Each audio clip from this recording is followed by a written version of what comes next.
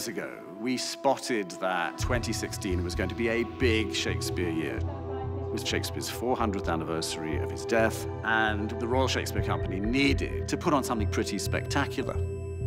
We needed to try and match the magic of Shakespeare's imagination.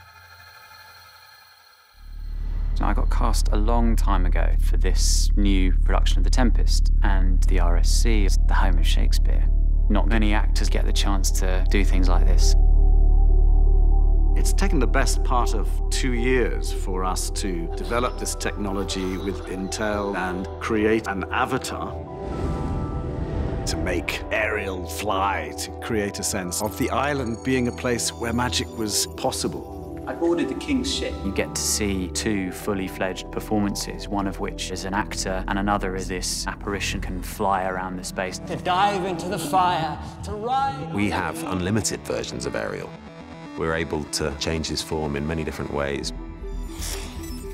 We are creating for the first time on stage, real-time, live facial performance capture, and that is quite an extraordinary leap forward. I and my fellows are ministers of fate. The actor both becomes the marionette and the puppeteer at the same time, and you can see their physicality completely driving one-to-one this digital character. Men hang and drown. We keep working, keep trying to refine the way that Ariel moves, the way he talks, and I have no idea where it's going to go. The technology that Intel deployed here for The Tempest is big. Take real-time information from a motion capture suit, map that on to a complex digital avatar, and then project that digital avatar out through 27 projectors.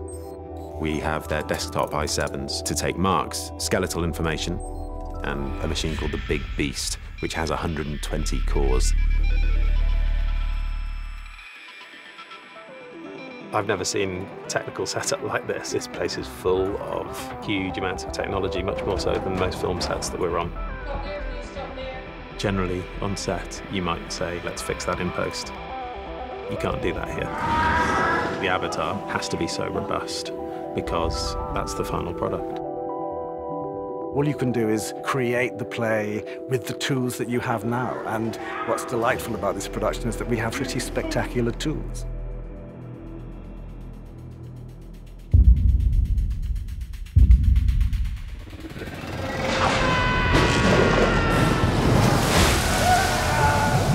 What the technology affords us is the ability to encapsulate Shakespeare's vision, inclusive of all that magic, that wonder. The possibilities of what Intel have allowed are only limited by our imaginations. We're at the forefront of something that other people can take on and build. Who knows where things will be taken in the future. It's for other creative minds to see what we're doing and take it further.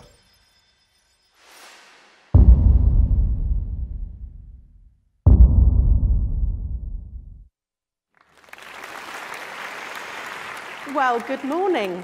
How brilliant it is to be here, and thank you for such a warm welcome to myself, Luke, and Matt. We're delighted to be here, and we're going to show you and share with you some of the awesome things that we've been working on. The video that you just saw was one of the proudest moments for us at the RSC in 2016, and it's really brilliant that we have RSC colleagues here today as well in the conference, because for every first that you saw on stage, there were 100 firsts backstage. This couldn't have happened without the quiet innovators, the brilliant innovators that make this work happen. And I'm going to share with you today how we put that collaboration together, what we achieved, and how we're going to look at the future. The slide that you've got here is our home. It's the Royal Shakespeare Theatre, and every night, 1,000 people come together and have a shared experience. It's an experience that's been happening for centuries, and it's a ritual that we hold dear. And it's the components of theatre that are so crucial in looking at these new technologies and saying, how do these new technologies expand the theatre-making toolkit Because what this is about remembering our playwright in residence who is 400 years old. And as Greg says in the video, it is getting the technologies to fit with the genius of Shakespeare's imagination. So we welcome audiences into this space. And when we often talk about virtual reality, augmented reality, mixed reality, we think that this is something different. But I always say theatre has been working in virtual reality for centuries. We are immersive. We work in a 3D space. It's just that these technologies that are coming along right now have been a world that is other. And my job at the RSC is to look at the past, present, and the future. And it's about the convergence and the connectivity of what we do as a company that is so crucial. Because we are still of an age where we have people alive that are pre-internet, and there are people that are being born that have never known any different. And this age is about convergence, and this age is about how we play to our superpowers and our strengths, and we remember that. And as craft makers, we welcome new ideas into that, but those new people coming in understand that we all stand on the shoulders of giants who have made theatre for centuries. So 2016 was a big year for us. It was the anniversary of Shakespeare's death, and we wanted to look at The Tempest, Shakespeare's last play, his most innovative play of wonder and magic. And Greg, who you saw in the video, set us a task, which in the play there is a scene called a mask. It's quite a problematic scene. It's something that doesn't always move the narrative forward. But in Shakespeare's day, masks were scenes of spectacle and innovation, commissioned by royalty, maybe big budgets, but real demonstrating of design and craft, theatre craft. And Greg wanted to say, what would a digital mask look like now? So I went where most of us go for our ideas now, on the internet. And I found a 2-minute YouTube clip from the Consumer Electronics Summit in Las Vegas, surprisingly enough. And it was the keynote of Brian Krasnich, who's Intel's CEO. And he did a performance as his keynote, and part of that was a whale on the screens that you see today, all in 2D. Beautifully designed whale. He said, that's great. But then watch this. And the whale went over everyone's heads in the auditorium. Now, we know that's augmented reality. We know those people in that space couldn't see that without a device.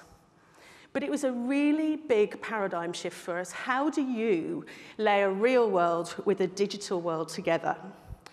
So I sent that to Greg, and he wrote back, I want one. Not knowing anyone at Intel, not having any connection, this is the age of audacity and chutzpah. And so I went on their website and contacted their customer services.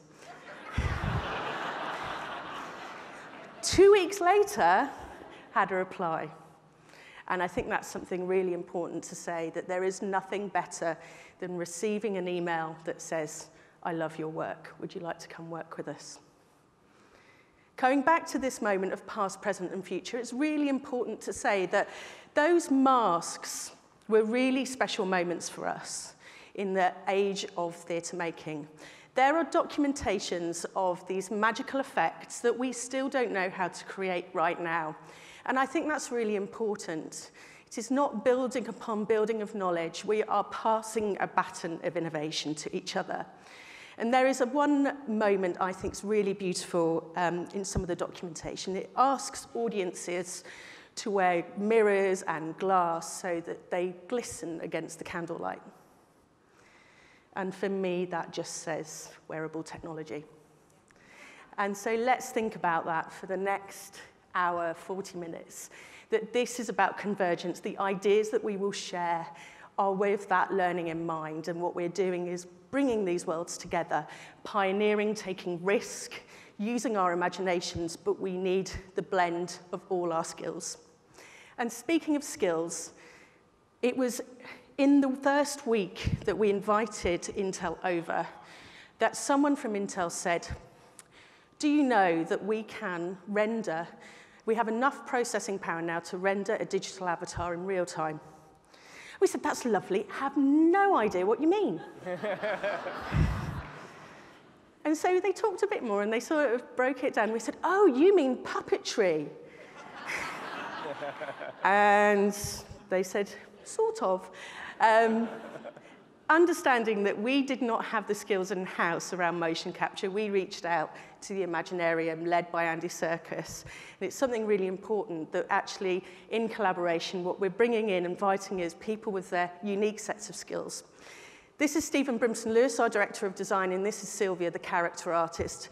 They spent months working together to find a common language to understand each other's skills on how to make the character of Ariel.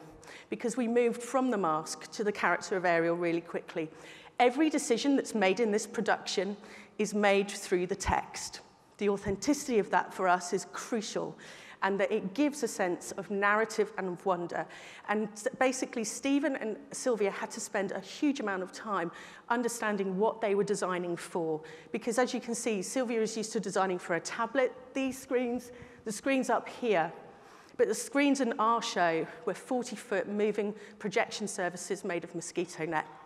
That's right, if you're under any doubt of what projection surface to use, it's mosquito net.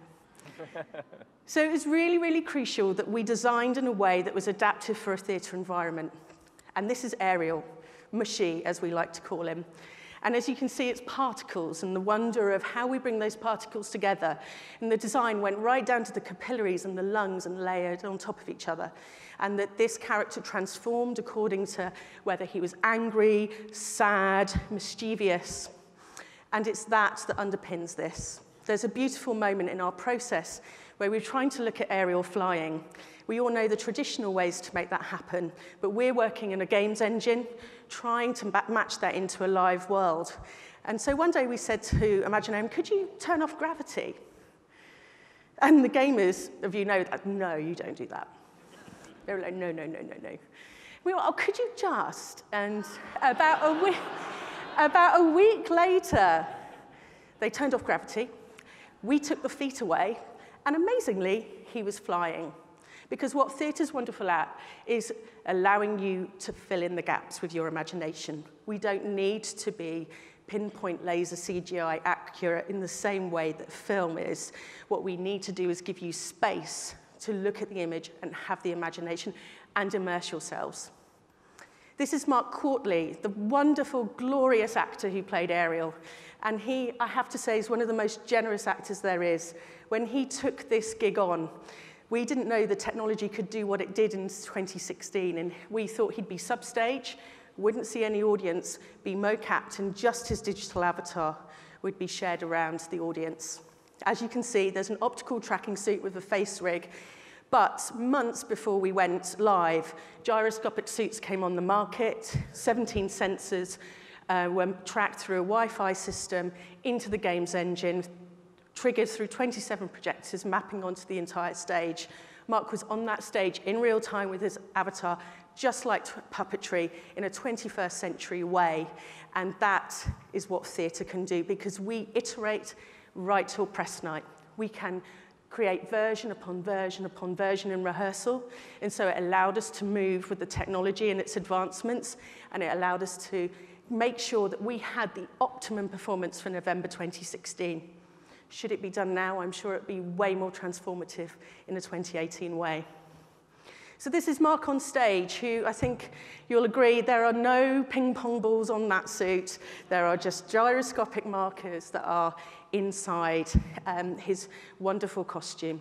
And it was that moment where the production staff got to really have a play with what's possible. Costume, wigs, makeup, set design, all played a part in this. And this is my most favorite part of the play, because this could only be theatre. You can see Mark inside a cloven pine, and wrapped around is his 40-foot avatar, constricted in the cloven pine, and you can't get the sound, but the sound just made it feel like he was suffocating as Prospero made him feel his power. You can see environment, you can see lighting, you can see acting. It's just a wonderful convergence of craft and technology. But audiences play a huge part too, and what we needed to do was to share that and how we amplify that. And we wanted to make sure that the world of the play and the play itself were connected. So for one day only, we did a Snapchat filter, reaching out, and you could aerialize your face. Who's not going to want to do that? Even a dog did it, don't know why. One day, UK only, we reached 7.5 million people. We have 1,000 people that come to our space every night to have a shared experience, and we reached 7.5 million people in one day. And that has to say, what do you do with that? Where do you take that next? How do you extend the RSC experience? How do you make sure that theatre is driving this? How do we make sure arts and culture is leading the way? Because of this collaboration, by working with different companies, people that are different to us, that understood the wonder of theatre and embraced it and stretched their craft, we can be in cinematic live effects. We can be in spaces that we have never been before. And this is about what is next. We are building partnerships with companies such as Magic Leap, but our learnings from collaboration know that we absolutely have to think about people, and we have to think about what we want to say as a theatre company, and we have to constantly share what arts and culture is brilliant at. Because to make the future happen, we do need to put people first and recognize the expertise that's in-house. But we also have to shift that culture, and we have to accept the risk and flatten those hierarchies and provide time and space to play through research and development. But understand on production, that contract you make with the audience is absolutely crucial. We were briefed, we did 8 shows a week, 3-hour-long shows. That technology could not and did not fail. And that's a responsibility that we have with our audiences. We have to develop the future transformational leaders, and we have to give a mandate, and we have to build enthusiasm across the partnerships that we are on to unlock this expertise. And we have to make sure that we measure the innovation that you achieve, as well as any financial return. And I will just leave you on one thing, an analog thing, which is you have bought some tickets to the theatre. You've bought a couple and you're going with a friend that you haven't seen for ages and you want to have a catch-up. But she's running late. She's missed her train and she's all over the place, and she texts you and you're waiting with a very warm glass of white wine at the bar. The sound goes off and it says, "Ladies and gentlemen, will you please take your seats?" And you're a bit like, well, she's not here yet, but suddenly she dashes in. She's got the weight of the day on her shoulders, and you say hi, but you're a bit stressed because you haven't had time to catch up and you've bought these tickets. And anyway, you go into the auditorium and you sit down and everyone's rustle, rustle, rustle, rustle, rustle, bustle, bustle. And everyone's got the weight of the day on their shoulders. And everyone's sitting down, and then the mobile phone announcement comes on. And because you're slightly paranoid, you know you've turned off your mobile phone, but you go in your bag again, and you're slightly stressed, and it gives you a little tension. And your friend is there, and she's like, I'm sorry. And you're hustle bustle. But then the lights go out, and you're together. And that's a shared experience that has been happening for centuries. And that's what we celebrate in theatre. That's what we'll always celebrate in theatre. And that's what these new technologies can do. Thank you.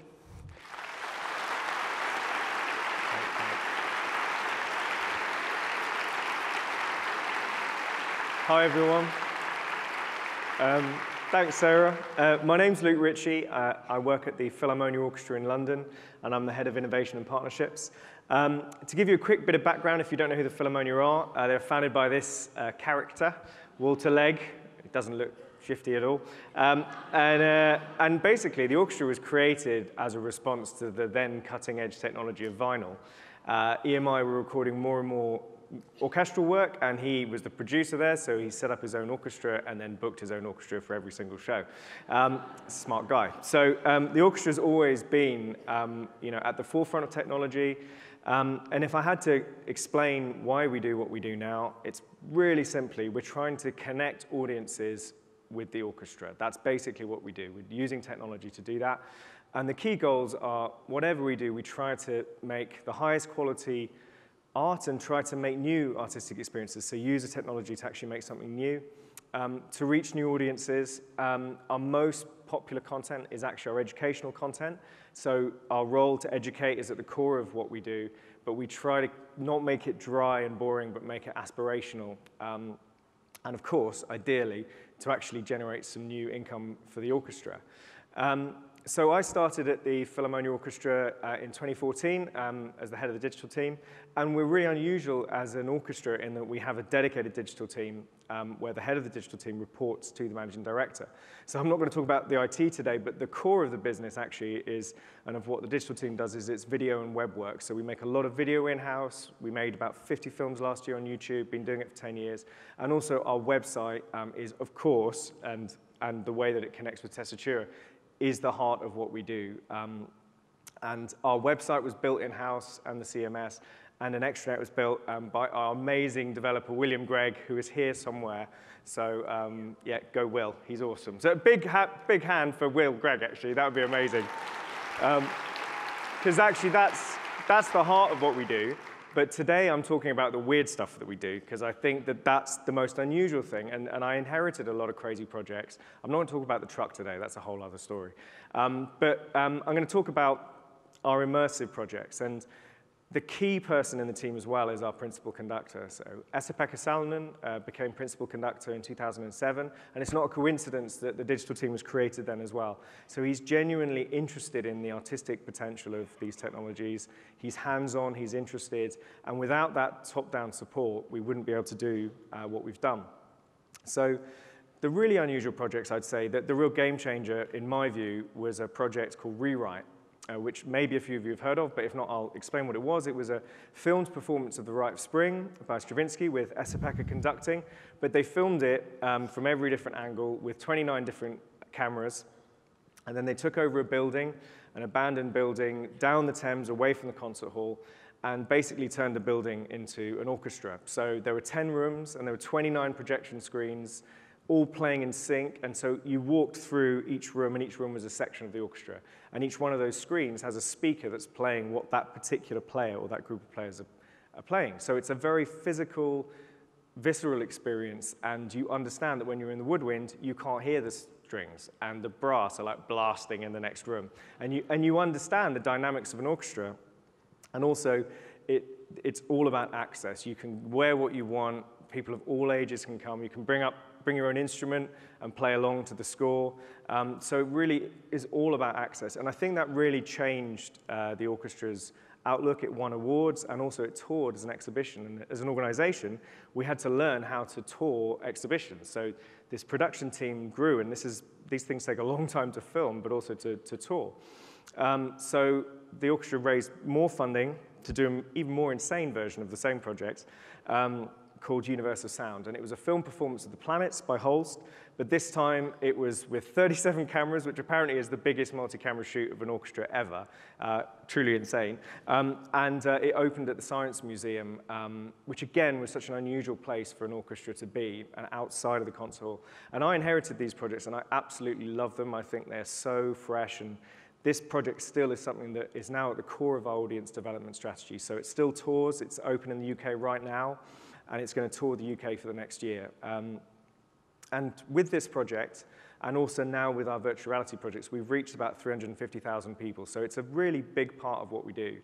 But when I started in 2014, to me, virtual reality was just the natural progression. That, to me, was where we needed to go next. And you're going to see a quick video that introduces our first project, the Virtual Orchestra.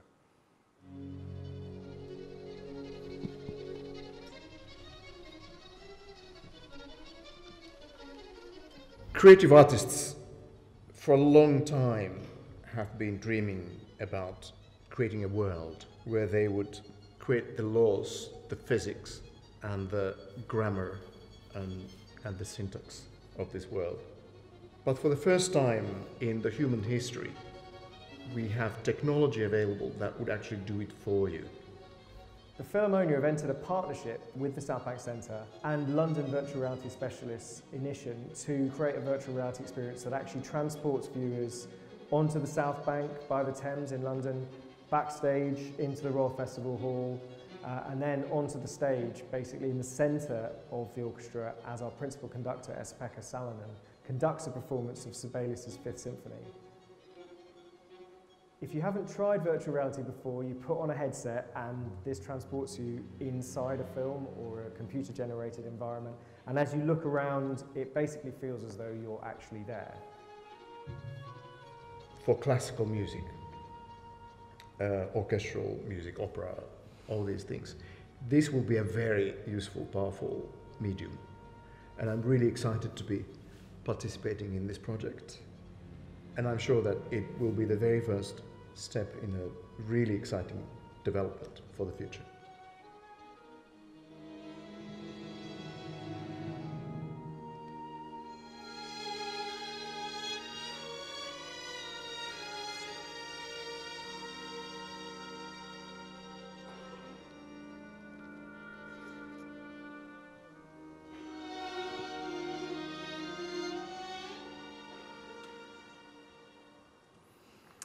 So, thank you. So we first started experimenting with shooting in 360 and playing with VR in 2015. And I think, again, it was because Esa-Pekka was curious about this. He wanted to find out more about it. And because of our track record, I could go to one of the leading VR companies in London. London has a really healthy VR scene. And said, look, let's just make something. Let's just try and make some stuff and see what happens. And we wanted to work really hard to make it full 3D video, but also think about the audio, because people don't think about the audio enough. And obviously what we do is primarily audio-led. So kind of important. We use these weird little ear-shaped microphones, binaural microphones, to try and recapture the experience of, if the violas are playing, behind you, you turn around, they're there. And when we first showed the film, it was in early 2016, I was really nervous because I just didn't know how audiences were going to react. We premiered it at the Royal Festival Hall, where we're based, alongside the huge exhibition at Universal Sound. And I think what was the biggest, it complemented the big installations really well. It was a short, sharp, 4.5-minute burst, this crazy, surreal experience of being on stage that complemented the bigger installation. But I think what I was most pleased about was how emotionally classical music fans respond to it, because to them, they know Sibelius 5 so well, and for them, they've never been able to sit. They may have sat in an orchestra, but they probably haven't sat in the Philharmonia Orchestra with Esa-Pekka conducting in the middle of the orchestra. And I was so nervous because the audio is very raw. You can hear the chair squeak, you can hear the pages turn, you can hear the baton, and the violas are, like, the balance is all wrong. The violas are really loud because you're sat next to the violas. I mean, that's what it sounds like if you're playing next to the violas. But, there were actually classical music journalists crying. I was like, yes! As a result, I love making them cry. So I think what's just been nice is you have to just try these things with audiences, and I've been surprised at how much demand there's been for showcasing the VR. We now have it running on 10 PlayStations, and we take it and tour it. It's going to Helsinki Festival in a few weeks, and it's also touring the UK alongside Universal Sound. But VR's felt like pushing an open door, really. Since we did that project, I actually got to meet the principal VR filmmaker for Google at the time, a woman called Jessica Brilhart. And she was thinking of making a series of films inspired by the Golden Record. So she just really casually said, yeah, I've just been chatting to NASA, as you do. And I was like, yeah, me too, yeah. And she said, do you know the story of the Golden Record? And actually, I did know the story of the record, but almost no one in the orchestra did, which was ridiculous. And I don't know, do some of you know the story of the Golden Record? I'm going to tell you anyway. But for those who don't know, this is the best story ever. So NASA launched 2 spacecraft, Voyager 1 and Voyager 2. They figured out how to slingshot them around planets to accelerate further out into the solar system. This was how we were going to get the first photos of these planets, particularly Saturn's rings. And it was going to slingshot around Jupiter, Saturn, Uranus, onto Neptune and out of our solar system. So Carl Sagan, the scientist and science fiction writer, was like, we've got to put something in this. We've got to put a message in a bottle for aliens, of course. And so he put a golden record with instructions and a vinyl record, so we're back to vinyl, and a little cartridge and instructions on how fast to play it. And on that record, in 1977, they managed to digitize 115 images from Earth, 55 recorded greetings, one from President Jimmy Carter, one from the President of the UN, then everybody else wanted to make a recorded greeting, sounds of Earth, rainfall, birdsong, and 90 minutes of music. And you can imagine the creative process of what would you send. It was an incredible project. So they sent Dark Was the Night by Blind Willie Johnson, Johnny Be Good by Chuck Berry, and Beethoven's Fifth Symphony, and it was by the Philharmonia. So there was this wonderful idea that we're somewhere out in deep space now. And so Jessica said, well, we should do this project with you. And I think you all saw this image last night. Andrew showed it, so there's a nice continuity here, not planned. So that's the pale blue dot. That was Earth from Voyager 1, and it's still traveling. It's now 13 billion miles away. It's going to take 40,000 years to reach the first star on its trajectory. So it's a mind-blowing story. And what I particularly love in regards to Beethoven is that Andrew, the creative director on this project, found this quote from Beethoven to a friend. He wrote this in a letter. So she felt that was a pretty good gift back to him. So we made the second film. Jessica and Google directed it in partnership with NASA, and it's a 9-minute film. And essentially, it's progressed the medium in terms of you jump positions in the orchestra. The audio is much higher quality. It's ambisonic audio. And also, you have these surreal visualizations of space, which are actually created from data from Voyager 1, which sent the data back as it was leaving our solar system. So it's imagining what it looked like as Voyager 1 left our solar system.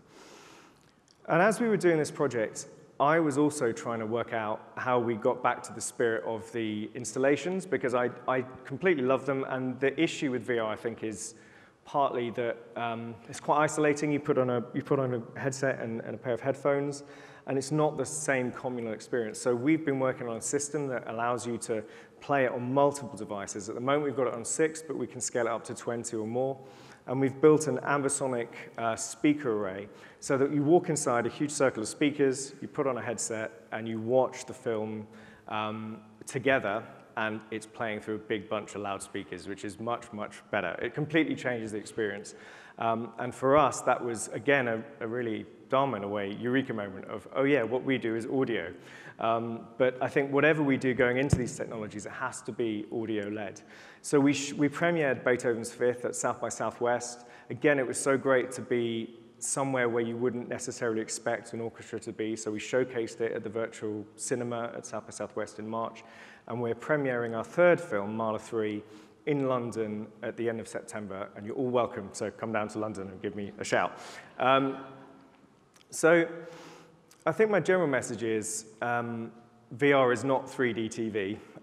I don't think it's a gimmick. I am surprised at how far we've come and how fast it's moving. The 3 big challenges are distribution. The home market for it is a long way off, and so we focus on location-based experiences, but that's fine. That's what we do anyway. The quality is improving, but it has a long way to go, and it's still really expensive. So that is still a challenge, but the costs are dropping. But I would view VR as the first step in a really transformative new wave of computing, as has been already said by Kristen and by Sarah.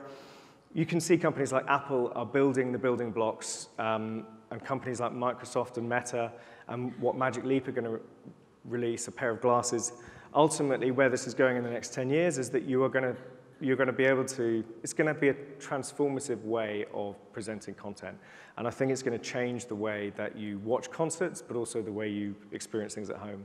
And I think that we should be at the heart of these conversations. And I think that that example of Sarah's of just emailing Intel is the best example ever. But we do have so much to bring. I think that we've opened up conversations that way with support from SPECA and from the orchestra. We have a lot to bring, and we should be at the forefront of these conversations.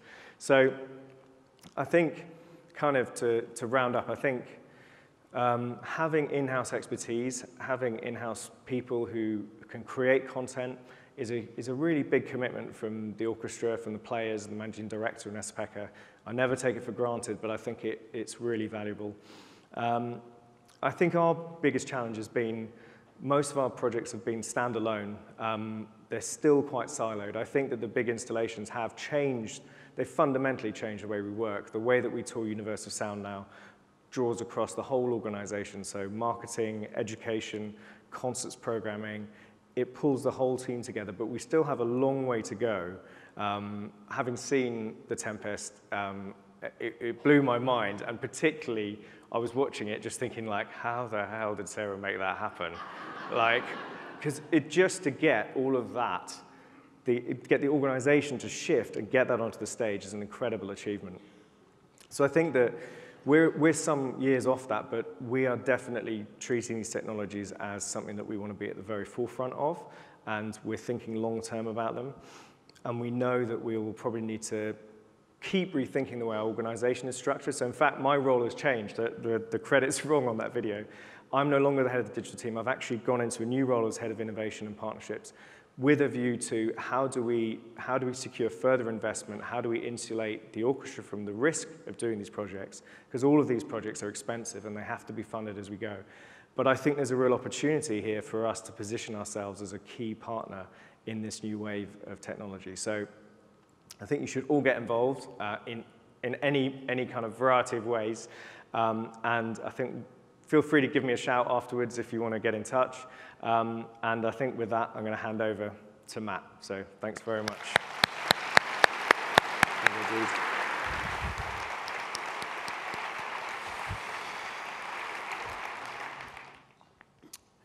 I'm Matt Tarr from the American Museum of Natural History in New York City. And to follow these two isn't easy, but I'm here to talk about the emerging field of immersive technologies that we've been covering. And the Museum of Natural History, for those of you who don't know, is the world's foremost institution. 149 years, 4 city blocks, it's 25 buildings. I think what's really important to understand is 200 research scientists go on 100 expeditions a year. 5 million people come through our doors every year. I put that 43 million YouTube views up there just to give you a sense of like how seriously we take technology. And I know what you're thinking. You're like, well, geez, I mean, with that kind of numbers, of course the Museum of Natural History can do these kinds of fancy new technologies. I mean, they have all the best scientists, the best content, the best digital technology people. And, but that's not the question, right? The question is why? Why do emerging technology at all in a museum context? And obviously we've heard some fantastic examples of why, but I want to break it down a little bit.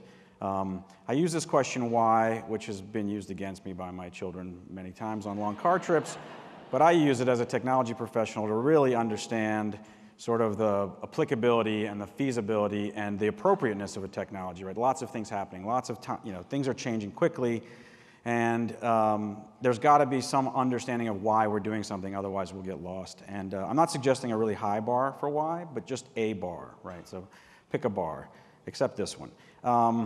A lot of times this is the first response to technology or the idea of why you would do it, right? It's like this magical pixie dust you sprinkle onto your organization, and all of a sudden children show up with money. There's other kinds of relevance too, but this is just, I say there, here be dragons is one of my favorite statements, but really it's about forest for the trees problem, I think. Like, if you focus too much on this, I think you're going to miss a lot of really important stuff. And so why do we do it, right? Why do we specifically do emerging technology? Well, as you've heard already a little bit, why stop now? My mom would accuse someone of stealing my thunder. The first virtual reality, which actually you guys beat us. But so this is not actually that old. I think it's from the 50s. But this is one of my favorites for this to make this point. This wraps around you 270 degrees. This is the Olympia Forest diorama in our Hall of North American Forests. And I love to go back there and stand and just be enveloped by this. I mean, it just really brings it home. And you can see there, stereoscopic, room scale, head tracking. I mean, this is everything. It's got the similar field of view issue of HoloLens, if you guys have tried it. But we're working on that. Actually, a couple of decades later, the Hall of Ocean Life, you can see here people who have paid a modest fee to sleep under the whale, are now completely immersed in this ocean environment with the sun dappling the back of the whale as it hovers effortlessly floating in the ocean. So immersing people, obviously something we've always done. But augmenting things is also something we've always done. So this is AR, one of the, adjacent reality, right? So on the left you see is our Alaska brown bear exhibit in the Hall of North American Mammals, yep. And on the right is the label that is sitting there. So if you just move your head back and forth at about 120 hertz, actually I didn't practice that, but your neck will hurt. And so we did this. And great, so we put it on the glass. And you can see the skeletal structure inside this tortoise. But for me, it doesn't work. I'm short, and we're being inclusive these days. So we've got to find other ways to do this, right? So a couple of decades ago, digital technology comes into the mix. And in the foreground, you can see the Zeiss projector, which is like the epitome of analog technology. I mean, this thing is a masterpiece of glass and steel, and it allows you to project the night sky any day of the year from anywhere on Earth and to immerse 200 people in the night sky, right? That's amazing. But a couple decades ago, projectors go in, supercomputers go into the back closet, and now we can lift off the surface of the Earth and fly to Mars, land on Mars. We can take you and 200 of your closest friends to the edge of the universe and back. That's pretty incredible. But that digital technology brings some change, right? So the shift from analog to digital has some unique challenges, although the work, the ideas, the efforts, the challenges, the payoff is often the same. But so you've got to be strategic, right? So we want to approach these technologies in a way that we can understand, we can leverage, we can benefit from, and our constituency can benefit from. So technology-heavy media production is like a serious thing to get into, you find, right? Like if you can't support it yourself, then what are you doing? So you've got to get in there, you've got to get your hands dirty, you've got to work with the people who make this technology, you've got to partner with the right people, you got to live in the culture, you know? But you don't always have to start from scratch. Sometimes people have come before you and thought a little bit about it, and sometimes they may have even built technology that you can use. So this is a diagram. Please ignore most of it, but I'll tell you what to watch. I made this. It's a mixture of different things, but the idea is that on the left edge is this idea of being bleeding edge, and on the right is the idea of sticking your head in the sand. And this is not a qualitative judgment. They're both, all of these are valid. There's a lot of risk at both ends. We have done things at every point on this continuum. But by nature, I try, and I think we try, to be fast followers. This is something that's been attributed to Apple, right? So everybody made a watch when they heard Apple was going to make a watch, and Apple just waited until they got the watch right and released it, and people say the same thing about some of the other stuff. But anyway, the idea there is to just actively watch technology, not passively, but actively watch, and be ready to get on when the time is right. You know, so you've got to be experimenting, you've got to be paying attention, actively watching. And that sounds risky. You're like, well, how, if I knew what was going to work and what wasn't going to work, I wouldn't have a problem. And it's not as mysterious as you might think. This is a chart I borrowed from our friends at Gartner. Most of you have probably seen it if you work in technology for a long time. You don't, again, need to read it, but on the vertical is hype, and then on the horizontal is time. And so what happens is a technology emerges and rockets up to the peak of inflated expectation, and then sort of down into the trough of disillusionment as people find out it doesn't actually work or it's too expensive or whatever. Then up the slope of enlightenment to the plateau of productivity. I love the poetry of that. But it's missing something, so I added the graveyard of yesterday's tomorrows. So the thing about the graveyard is it's not everything ends up in the graveyard, but yesterday's tomorrows. I just came up, I mean, this is just me coming up with things that I've sort of worked with in the last 2 decades or so. And not all of them are complete disasters, right? Some of them have just yet to prove themselves. Some of them may yet change the world. Specifically, I think, well, Google Glass. We still hear about it a little bit, maybe in verticals, but GPS navigation, if you were doubting the hype cycle thing, then like if you watch that happen in real time, right? Like it was like dedicated devices, and you had to go buy, license your own maps, and then you threw it away because it was stupid, and then like all of a sudden your phone did it, and then it was the plateau of productivity. So very real when, and applicable. The thing that's unique about AR, VR, and MR, though, I think, as you've heard from these other folks, is that we've already been doing it.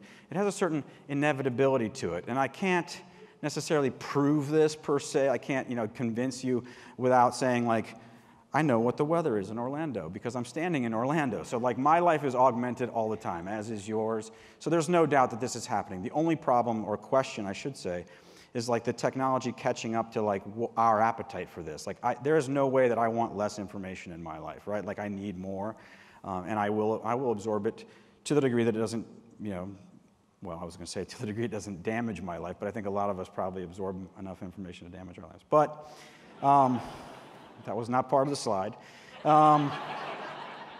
So not only is it inevitable, it's happening, as you've seen. I mean, and it's happening in big ways, and it's happening in little ways. And these are just some of the devices that are trickling out into the market in varying degrees of cost and whatever. But they're just directional, right? The technology in these is limited, and it's all only visual to begin with. But the resolution is getting better. It's happening. It's changing. It's enough to give us who work in these fields, right, the understanding that we must understand how these things are going to affect our work, how they're going to affect visitor expectations. That's a really big piece, right? And also how it's going to affect the art of exhibit design. So what is an organization to do? What is an organization like ours to do? Get started. So it's going to take 3 hours. We're going to go through all. I'm just kidding. So this is just what I could come up with off the top of my head yesterday morning when I realized I needed this slide. But it's probably closer to 24 things that were actual either products or prototypes that were well developed enough to have a name. But I just want to touch on a couple. And so this is Micro Rangers, which is an app we released into the App Store a couple of years ago. And it was an interesting idea, right? The idea is like drop people into a board game, a cooperative board game, and let them explore the ecosystem challenges and then solve problems. And it's a little bit augmented reality. You bring your little guide with you. You also do these augmented reality challenges where you pop fart bubbles from certain animals. It's a methane thing. It's about global warming, or whatever. But that also wasn't scripted. You owe that to Kirsten from last night. So anyways, but about 8,700 downloads for this only, because while it was actually it's fun. People, at public programs love it because they're spending a lot of time here, like the people sleeping under the whale. Those kinds of folks really like this. But for regular visitors, they just don't have time for that, right? The museum is massive and lots to do. So speaking of lots to do, this is our Explorer app. And within the Explorer app, which hopefully you've all heard of and downloaded, we could get 2,000 more downloads today. There's a sort of, I call it a signature experience. It's one of the halls that we do it in 2 halls, but specifically this one is the Hall of North American Mammals again, where you inhabit the bear. It's an AVA tour, and you explore the dioramas looking for and learning things and discovering bear superpowers, like their sense of smell and their claws, their multi-purpose claws and things like that. So here the issue is, again, those who did it loved it in testing.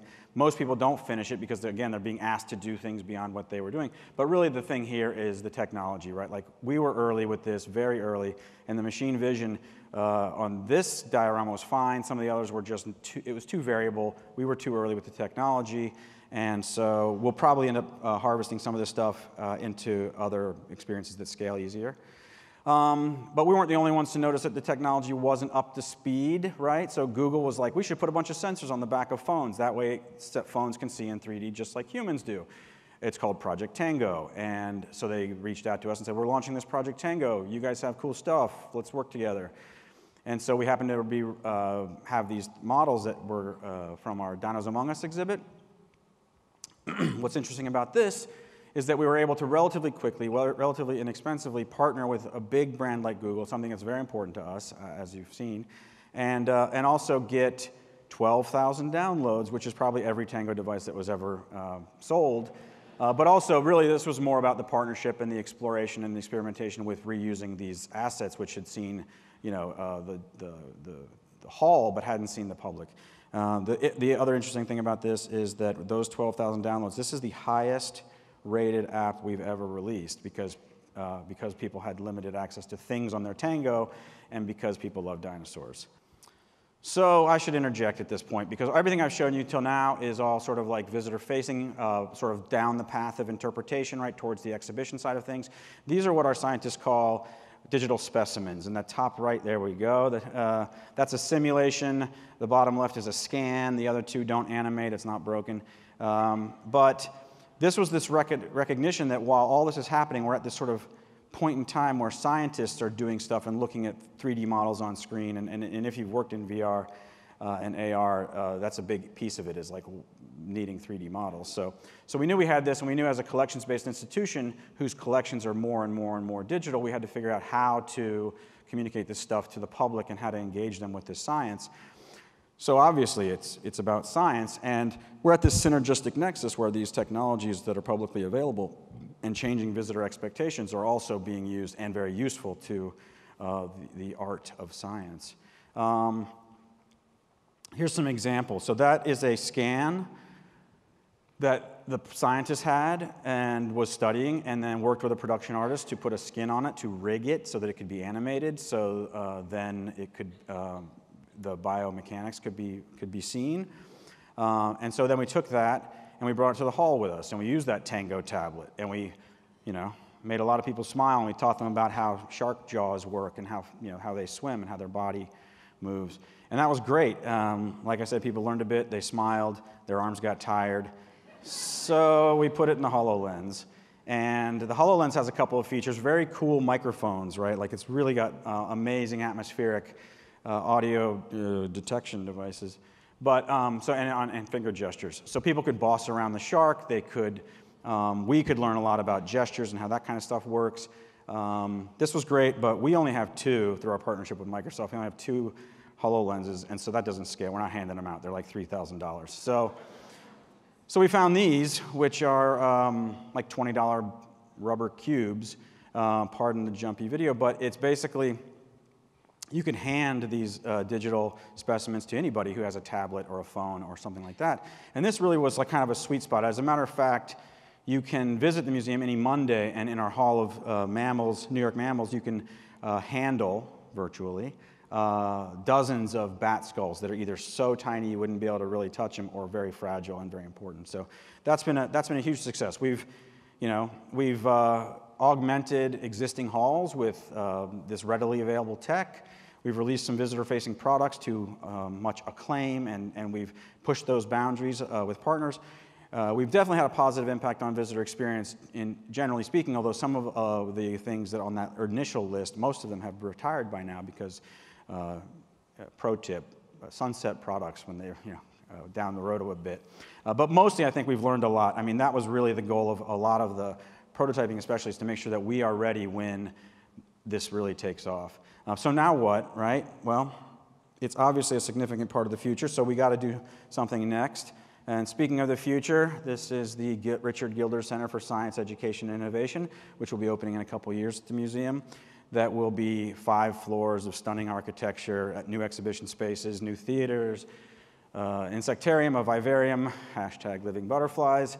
It has innovation in the name, and as you can see from these renderings, I think it points out, it really puts a fine point on a couple of things about emerging technology that are important to discuss. Visitors are no longer grading us on a curve. Their expectations are just as high as they are for anything like what we've seen before. You've got to integrate this into your design process. Digital is not separate from physical. You got to think it all through. And AR and VR is really at the sweet spot of where our mission and visitor interests overlap. I mean, you heard Andrew talk about last night,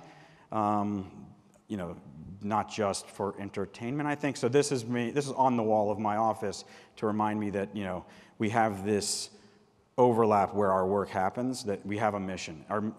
Do not abandon our mission in favor of visitor interest, but there is an overlap, and our job is to grow that overlap. The directionality of that, I feel very strongly, is that we stay put and we drag visitors to us. And so I've come up with my own mantra. There are 2 paths to obscurity. One is by sitting by while the world changes, and the other is changing so much that the world no longer recognizes you. And with that, I'm done.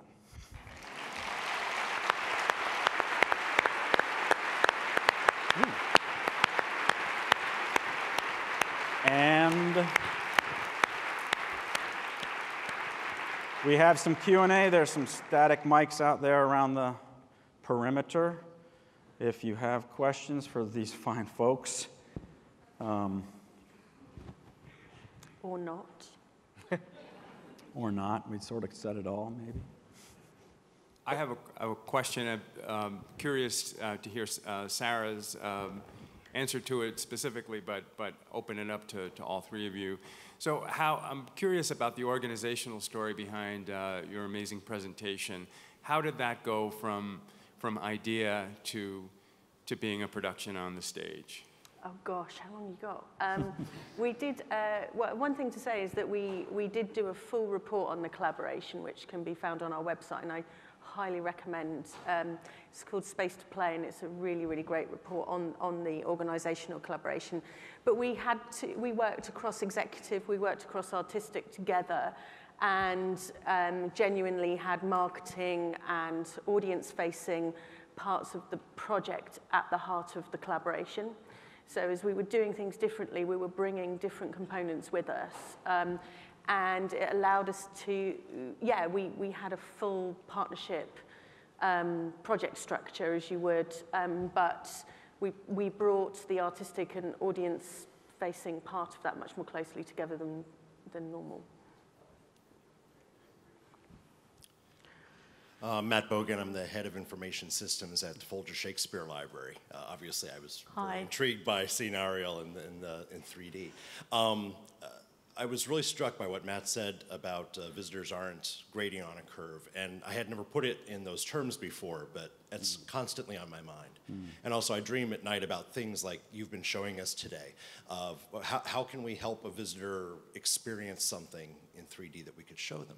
But you folks have done amazing groundbreaking work and working innovatively, but a lot of organizations don't have those kind of resources. So what do you see as without having to wait for these sort of technologies to be on a consumer level, I mean, how long do you really think it'll take for it to get to a point where a somewhat well-funded effort could maybe tap into some of these kind of technologies and ways to present to their audiences? I can have a stab at an answer. What I tried to set out with my presentation was to explain how long it's taken us to get here. So it's been a 10-year process, and I think, and also that the core of what we do is our video and web work. So it was that big decision in 2007 where the players had a general meeting with the senior management and said, right, we're going to hire one video person and one web person, and we were going to release our videos on as podcasts because YouTube hadn't really yet taken off, and then we quickly moved to YouTube. So I think it's important to look at it as a long-term roadmap and investing quite small to start building a communication. And it was a gradual, iterative process, and it remains that way. The resources are always a challenge. I mean, of course they are, and I think everyone faces that problem. We can never take for granted the fact that we have an in-house digital team. So we have to keep justifying what we're doing by building audiences or generating income or making us more productive. But I also think that I already think there are fantastically ambitious projects. I remember the Cleveland Museum of Art I went to see, if anyone's seen that. That completely blew my mind as a museum. That was a $10 million project where they basically changed the way they worked and scanned a lot of their artwork and then have it on this beautiful projection wall. And it was an immense project, but I think in a way the ambition of the project unlocked.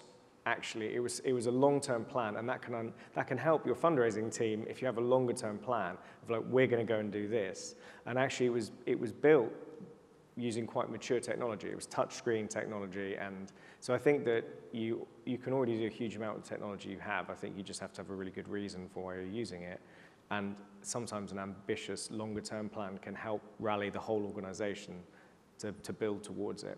So maybe start small, but have a bigger goal further down the line. Bronwyn Stein from the New York Philharmonic. Hi. Hey. These were some amazing presentations. Thank you. Very inspiring. And unfortunately, my question is pretty non-cerebral. I only ask it because I have some experience doing VR demonstrations with kids. And I'm just wondering if you had to supply air sick bags in any of these situations, because it happens. We haven't had that problem with. We've struggled with setting the age limit. So the kind of official line from companies is like 13 or 11, but actually we've said down as young as 7 with parental supervision, and we haven't, touch wood, to date had any problems. And I think that's partly because the way that it's shot, it's very static and it's very simple what we're doing. There's very minimal movement. But also, I didn't mention it, I don't think, but we've been doing more and more work with projection. So I think that one way of thinking about 360 content and repurposing it is that we've been experimenting with projecting onto 360 cylinders in kind of 7 to 10 meter cylinders, which means that for younger audiences and bigger groups, or just people who don't like wearing the headsets, who in terms of, they don't support people with who have different prescription glasses. It's a bit hit and miss. So I think that, again, bluntly, VR isn't that accessible, or it's not accessible enough. So I think the way of looking at it is, A, tailor your content so that you think about those things, but also we've worked with projection to work around that. So I'm still a massive fan of projection, which helps. Yeah, and I mean, I know that in the thousands of folks that have been through our prototypes, nobody has popped.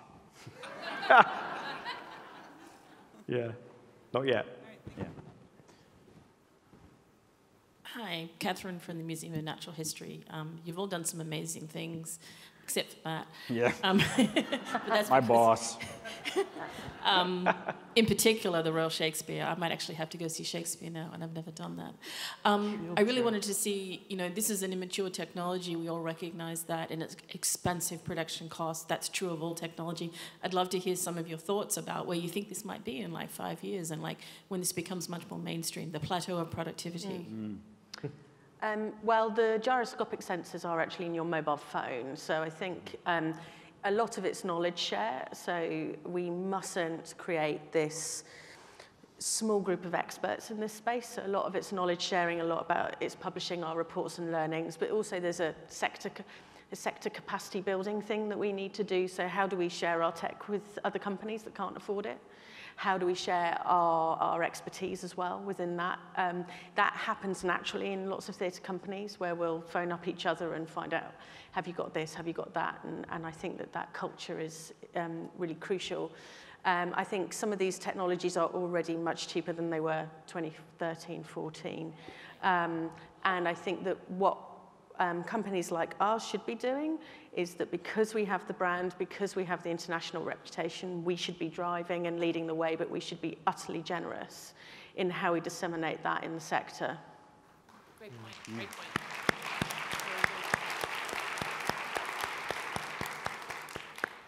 So it looks like we're getting the, I guess, we didn't rehearse this part, so I guess thanks for coming. Is anything else? We good? Keep doing it. All right. Change the world.